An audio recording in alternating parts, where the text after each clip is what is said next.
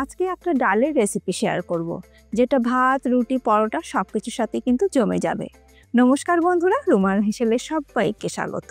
রেসিপিটা কেমন লাগলো অবশ্যই জানাবেন, ভালো লাগলে সবার সাথে একটু শেয়ারও করে নেবেন।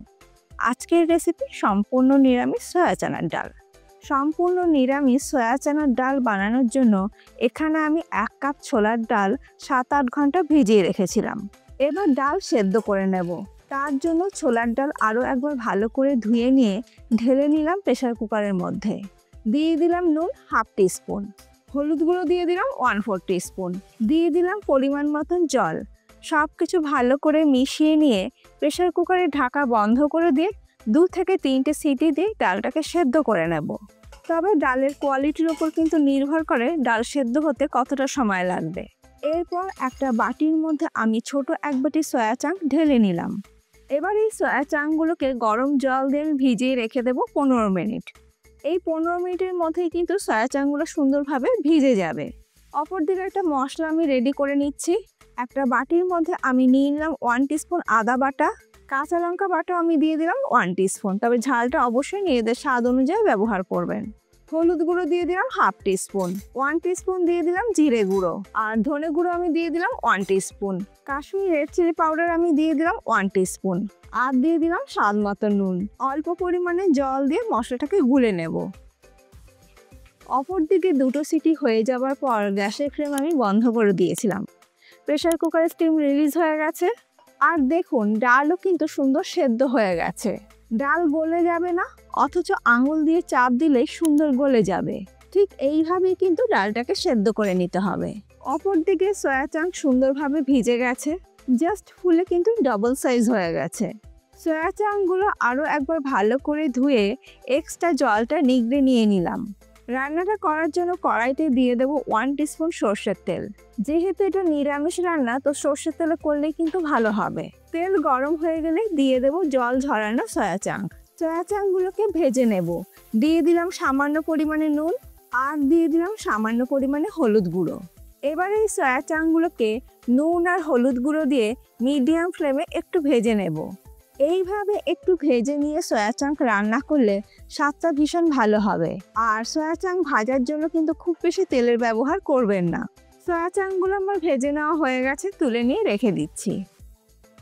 সয়া চাংকগুলো ভেজে তুলে নেবার পর কড়াইতে দিয়ে দিচ্ছি 2 টেবিল স্পুন সর্ষের তেল। তেল গরম হয়ে গেলে ফোড়নে দিয়ে দেবো 1/2 টিস্পুন গোটা জিরে, দিয়ে দিচ্ছি একটি ফাটিয়ে নেওয়া শুকনো লঙ্কা, আর দিলাম একটি তেজপাতা, দিয়ে দিলাম 1/4 টিস্পুন হিং। নিরামিষ রান্নাতে কিন্তু হিং দিলে স্বাদটা ভীষণ ভালো হবে। লো ফ্লেমে 30 থেকে 40 সেকেন্ড সময় নিয়ে ফোড়নটাকে একটু আমি ভেজে নেব। ফোড়ন ভাজার সুন্দর গন্ধ বেরোতে শুরু করলে তখন আমি এর মধ্যে দিয়ে দেবো একটি বড় সাইজের আলু ছোট ছোট টুকরো করে কেটে নিয়ে। মিডিয়াম ফ্লেমে আলু ভেজে নেব। এই ডালে ছোট ছোট টুকরো করে কেটে নিয়ে আলু যদি ব্যবহার করা হয় তাহলে স্বাদটা ভীষণ ভালো হয়। তবে আপনাদের যদি ইচ্ছে না হয় নাও দিতে পারেন। মিনিট 2 আলু ভেজে নেবার পর এর মধ্যে দিয়ে দিচ্ছি একটি কুচনো টমেটো। এবার টমেটো দিয়ে আলুর সাথে কষিয়ে নেব। টমেটো যখন বেশ নরম হয়ে যাবে তখন আমি এর মধ্যে দিয়ে দেবো বাটিতে গুলে রাখা মশলা। গ্যাসের ফ্লেমটাকে লো টু মিডিয়ামে রেখে মশলাটাকে খুব ভালো করে কষিয়ে নেব। মশলাটা কষাতে কষাতে এর মধ্যে আমি দিয়ে দিচ্ছি 1 টিস্পুন কাসুরি মেথি। কাসুরি মেথিটা দেওয়ার পর সব কিছু ভালো করে মিশিয়ে নিয়ে ঢাকা দিয়ে লো ফ্লেমে মশলাটাকে একটু কষিয়ে নেব। ঢাকা দিয়ে লো ফ্লেমে মিনিট 3 মশলাটাকে কষিয়ে নেবার পর দেখুন মশলা থেকে তেল সেপারেট হয়ে গেছে, মশলাটা কিন্তু সুন্দরভাবে কষানো হয়ে গেছে। সব কিছু একবার ভালো করে মিশিয়ে নেবার পর এবার আমি এর মধ্যে দিয়ে দিলাম সেদ্ধ করে রাখা ছোলার ডাল, আর দেব ভেজে রাখা সয়া চাংক। একসাথে মিশিয়ে নিয়ে একটু কষিয়ে নেব। মিনিট 2 কষিয়ে নেবার পর এবার আমি এর মধ্যে দিয়ে দিচ্ছি হালকা গরম জল পরিমাণ মতন। তবে জলের পরিমাণটা একটু বেশি ব্যবহার করাই ভালো, কারণ সয়া চাংক জল টেনে নেবে আর ছোলার ডালও কিন্তু জল টানে, তাই বুঝেই জলের ব্যবহারটা করতে হবে। সব কিছু ভালো করে মিশিয়ে নেবার পর দিয়ে দিলাম সামান্য পরিমাণে একটু নুন। নুন আমরা আগেও ব্যবহার করেছি, এখন একটু প্রয়োজন হলো তাই দিয়ে দিলাম। আর দিয়ে দিচ্ছি 3টে চেরা কাঁচা লঙ্কা। এটা কিন্তু ঝাল হবে না, সুন্দর একটা গন্ধ হবে। সব কিছু একটু ভালো করে মিশিয়ে নিচ্ছি। এরপর ঢাকা দিয়ে লো ফ্লেমে রান্না করে নেব। ডাল হতে হতে অপর দিকে একটা আমি ভাজা মশলা তৈরি করে নিচ্ছি। ফ্রাইং প্যানের মধ্যে আমি দিয়ে দিলাম 2টো শুকনো লঙ্কা।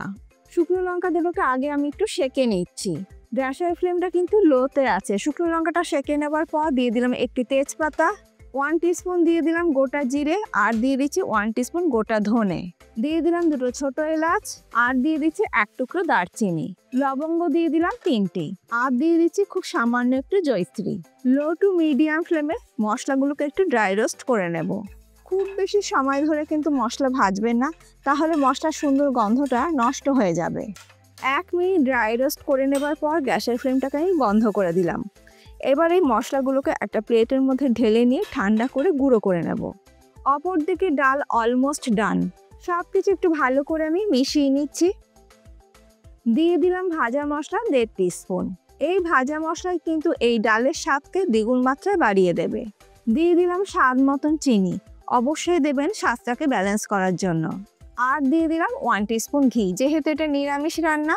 সব কিছু একটু ভালো করে আমি মিশিয়ে নিচ্ছি, আর গ্যাসের ফ্লেমটাকে আমি বন্ধ করে দিলাম। আমাদের সয়া চানার ডাল কিন্তু একদম রেডি। এবার ঢাকা দিয়ে মিনিট 2-3 সময় ধরে একটু স্ট্যান্ডিং টাইমে রেখে দেবো, তারপর এটাকে আমি সার্ভ করছি। ভাত, রুটি, লুচি, পরোটা সব কিছুর সাথে কিন্তু এই ডাল ভীষণই ভালো লাগবে।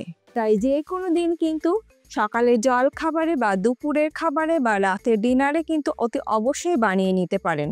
এই রকম যদি একটা ডাল বানিয়ে নেওয়া হয় তাহলে কিন্তু এক পদে কিন্তু বাজিমাত হয়ে যাবে। আজকে আমার এই সম্পূর্ণ নিরামিষ সয়া চানার ডালের রেসিপি আপনাদের কেমন লাগলো অবশ্যই জানাবেন। ভালো লাগলে যে কোনো একদিন বাড়িতে তৈরি করুন, আর ফিডব্যাকটা কিন্তু অতি অবশ্যই দিতে ভুলবেন না। আজ তাহলে এই পর্যন্ত, আবার দেখা হবে নতুন কোনো ভিডিওর সাথে। ভালো থাকবেন, সুস্থ থাকবেন, ধন্যবাদ।